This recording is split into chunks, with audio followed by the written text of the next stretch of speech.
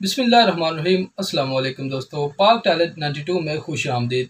मुफ्ती हनीफ कुरैशी साहब ने अल्लामा साद हुसैन रिजवी के बारे में बहुत बड़ा बयान दिया है।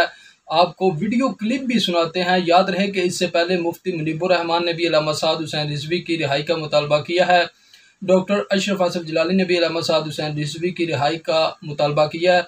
अगर आपको मुख्तसर बताऊं तो इस वक्त पूरा पाकिस्तान अल्लामा साद हुसैन रिजवी की रिहाई का मुतालबा कर रहा है। तो जी नाज़रीन, वीडियो की तरफ जाने से पहले चैनल को सब्सक्राइब करें, वीडियो को लाइक करें और इस वीडियो को ज़्यादा से ज़्यादा शेयर करें।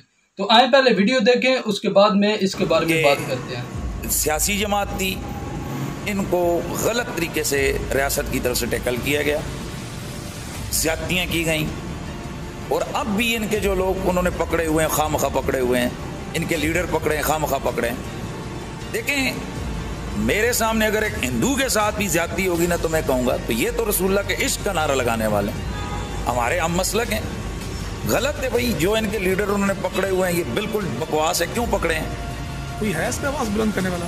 मैं कर रहा हूँ और हो या ना हो, मैं जिम्मेदारी से कहता हूँ, मैं बिल्कुल अलल ऐलान कहता हूँ, तहरीक लब्बैक के साथ जो कुछ हो रहा है ये गलत हो रहा है। उनके लीडरशिप के साथ जो हो रहा है ये गलत हो रहा है। भाई अगर उनको कोई जुर्म है तो आप लेके आए सामने, उनको चार्ज करें। जी नाज़रीन, आपने वीडियो क्लिप देखा जिसमें मुफ्ती हनीफ कुरैशी ने भी काफ़ी तनकीद का निशाना बनाया हुकूमत को। याद रहे कि इससे पहले और भी बहुत सारे लोगों ने अल्लामा साद हुसैन रिजवी की रिहाई का मुतालबा किया है। 3 दिन से तहरीक लब्बैक पाकिस्तान के कारकुनान मरकज़ में मौजूद हैं।